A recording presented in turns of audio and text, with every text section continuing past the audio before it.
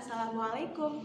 Yang barusan kita lihat tadi adalah salah satu contoh sungai yang terindah di dunia, yakni Sungai Kano Cristales atau biasa juga disebut dengan Kano Cristales River. Tapi sebenarnya pada setiap sungai itu pola alirannya berbeda-beda loh. Kayaknya lebih asik kalau kita bahas di kelas deh. Yuk kita bahas di kelas sama yang lain. Assalamualaikum warahmatullahi wabarakatuh. Waalaikumsalam. Oke Ananda, untuk memulai pelajaran pada pagi hari ini, sebaiknya kita berdoa terlebih dahulu. Silakan kepada Ananda ketua kelas untuk memimpin doa pada pagi hari ini. Baik Bu, mari teman-teman kita berdoa menurut agama dan kepercayaan masing-masing. Berdoa, mulai.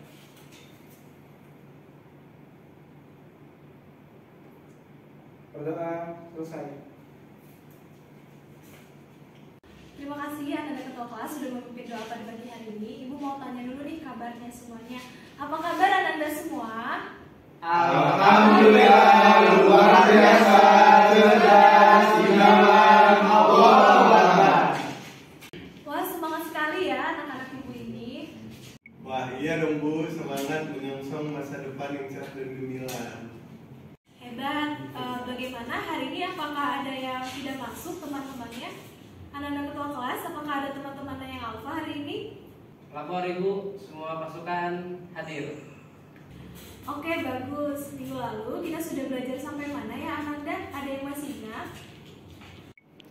Oke, jadi sesuai materi yang telah Ibu jelaskan, ada yang bisa menjelaskan ulang tentang pengertian daerah aliran sungai? Kayaknya mau Ibu tunjuk aja deh. Coba itu yang tidur, Topik.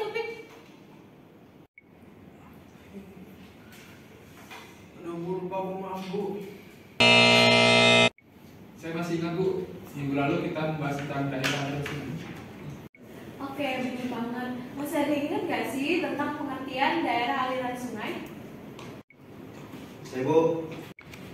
Jadi Bu, menurut Aksdak tahun 1995, daerah aliran sungai itu daerah yang dibatasi oleh pegunungan, di mana jika ada air hujan turun di daerah tersebut, nah air hujan itu dialiri dari sungai-sungai kecil menuju sungai utama Bu. Oke, benar sekali yang sudah dijawab oleh Ananda Rifandi. Jadi, pengertian daerah aliran sungai adalah merupakan daerah yang dibatasi oleh punggung-punggung gunung, di mana saat ada air hujan turun, air hujan tersebut itu dialiri dari sungai yang kecil menuju sungai utama. Nah, tapi pola aliran sungai pada setiap sungai itu kan berbeda. Nah, apa sih yang membentuk pola aliran sungai itu? Jadi, pola aliran sungai itu terbentuk karena adanya faktor geologi, jenis tanah, batuan, dan juga morfologi. Nah, pada hari ini kita akan membahas tentang materi pola aliran sungai.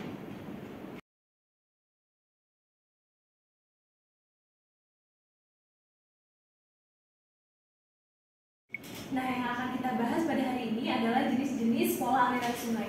Kemarin Ibu sudah minta kepada Ananda Rafli untuk membawa ranting dan daun pohon. Boleh Ibu minta ranting dan daun pohonnya? Boleh Bu, ini Bu.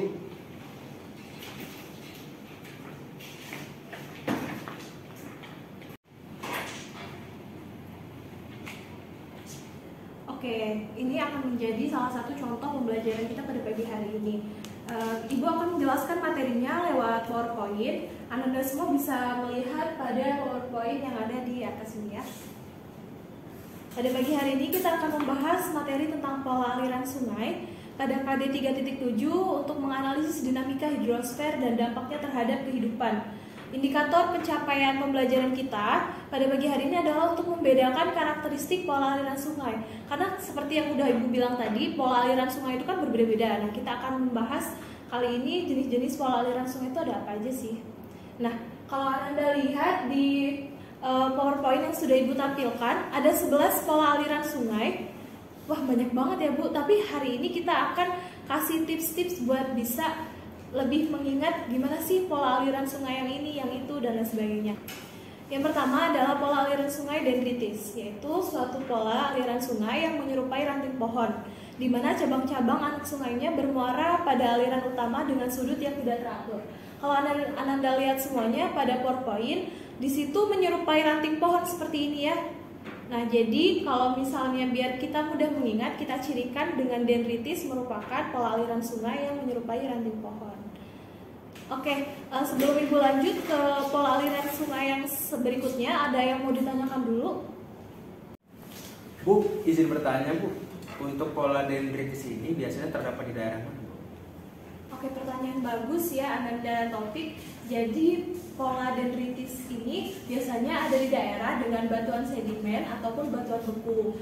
Nah, untuk di Indonesia sendiri pola dendritis ini paling banyak dijumpai di sungai-sungai yang ada di Indonesia. Untuk lebih jelasnya Ibu akan lihatkan satu video untuk Ananda semua lihat. Jadi tolong diperhatikan, ini salah satu contoh dari sungai dengan pola aliran dendritis. Ini kita akan melihat video sebagai contoh dari pola aliran sungai dendritif.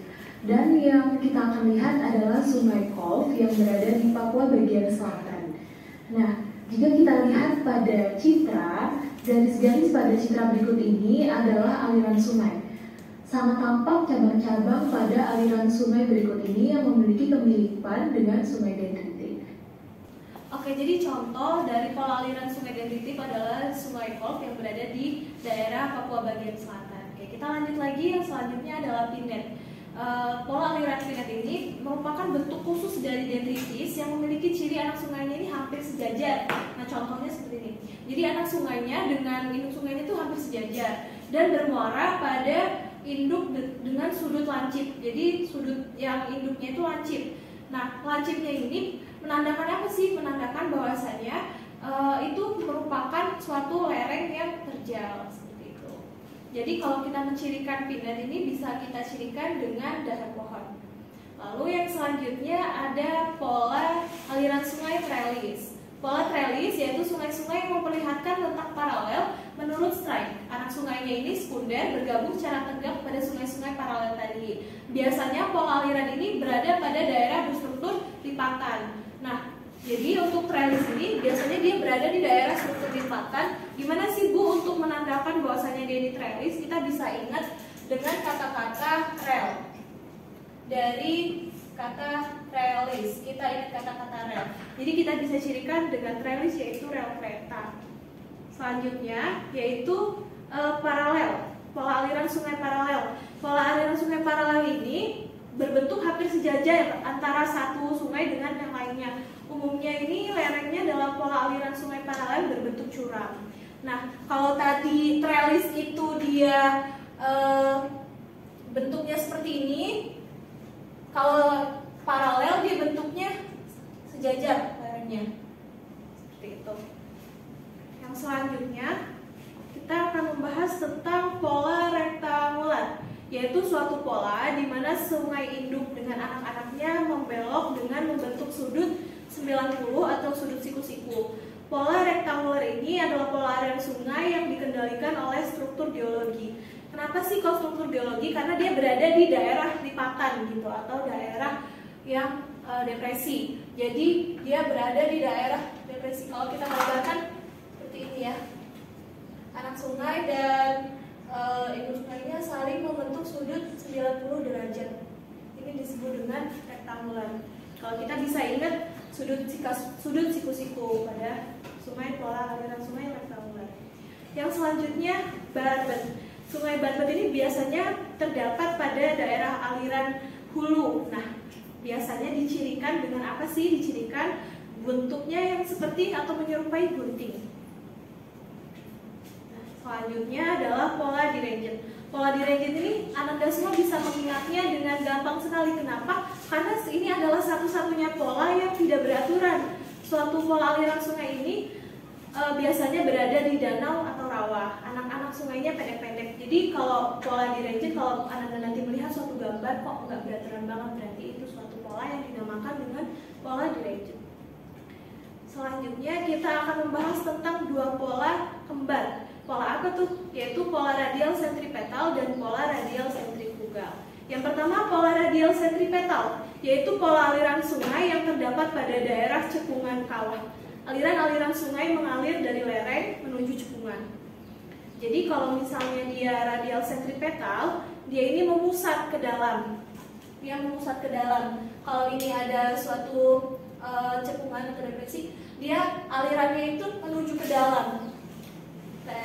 Alirannya menuju ke dalam. Tapi kalau misalnya dia sentrifugal, nah itu kebalikannya, pola aliran sungai yang tersebar dari suatu puncak. Jadi dari puncak ke bawah. Nah contohnya apa sih? Ibu akan kasih lihat contohnya berikut ini. Oke, bakal Ibu tunjukkan suatu video untuk pola aliran sungai sentripetal dan sentrifugal. Berikut merupakan contoh pola aliran sungai radial sentrifugal yang berada di Gunung Kelut. Jika kita lihat pada citra berikut ini, nampak jelas kurang lebih ada 6 sungai utama yang menuruni gunung, dan pola-pola sungai tersebut sangat jelas mengarah menuruni Gunung Kelut. Hal ini disebut dengan pola radial sentrifugal. Selanjutnya, ini merupakan contoh dari pola aliran sungai radial sentripetal. Pola ini kebalikan dari pola radial sentrifugal. Pola aliran ini terdiri dari beberapa aliran sungai yang mengumpul pada sebuah pusat cekungan. Pola aliran ini terbentuk pada daerah cekungan ataupun depresi. Di Indonesia, contohnya adalah pola aliran sungai yang bermuara di Danau Lindu, Sulawesi Tengah. Pada citra nampak pola aliran sungai yang bermuara pada Danau Lindu.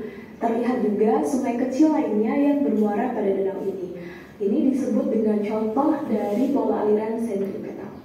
Yang ke-10 ada pola anular, yaitu suatu pola aliran sungai yang terdapat pada daerah dengan struktur kubah yang sudah sampai terikat dewasa. Nah, pola ini menyerupai cincin. Jadi kalau misalnya digambarkan, dia seperti ini, mirip seperti ini, tetapi dia nggak ada pola-pola yang seperti ini ya.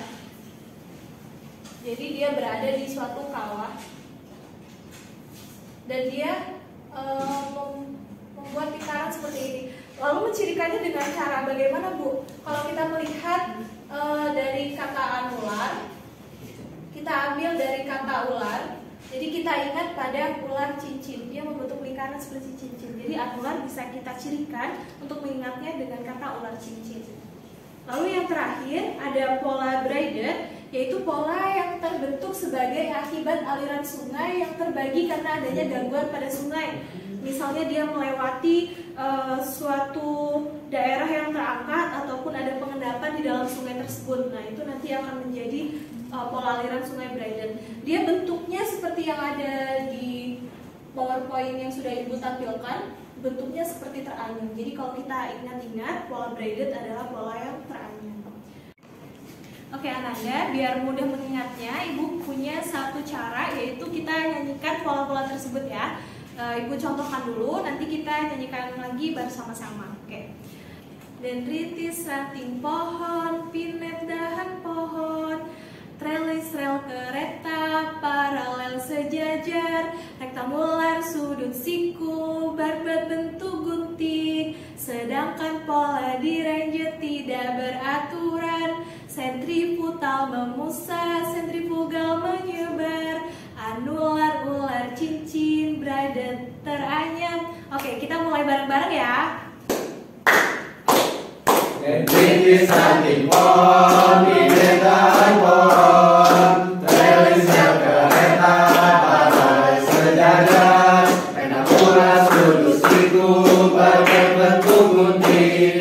Sedangkan pola direngjet tidak beraturan, sentripetal memusat, sentrifugal menyebar, anular ular cincin, braided teranyam.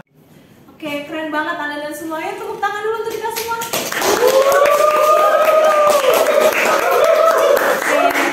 untuk pembelajaran hari ini, adakah yang ingin kasih kesimpulan? Oh Bu, baik. Jadi kesimpulannya adalah pola aliran sungai ini terbentuk dari faktor-faktor alami seperti morfologi, jenis tanah, dan struktur geologi. Adapun jenis aliran sungai ini dibagi menjadi 11 pola. Yang pertama itu ada pola dendritis. Pola ini menyerupai ranting pohon dan banyak di Indonesia. Selanjutnya adalah pola pinet. Pola ini menyerupai dahan pohon, bersudut lancip pada induk sungai dan menunjukkan kecurangan pada lereng. Selanjutnya ada pola trelis, paralel, rektangular, kemudian ada derengjet, barbet, sentripetal, sentrifugal, anular, dan yang terakhir adalah pola braided. Baik, cukup Bu, terima kasih. Great Lala, tepuk tangan dong untuk Lala.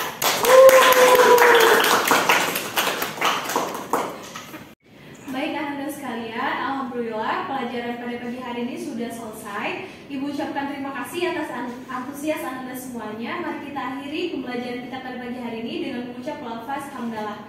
Alhamdulillahirobbilalamin. Sebelum Ibu tutup, Ibu punya pantun. Naik delman ke kota Jogja, jangan lupa selfie bareng kusirnya.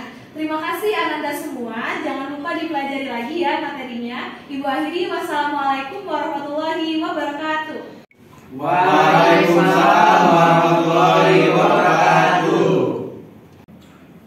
Dendritis rati pohon, pinet dahan pohon. Trailing kereta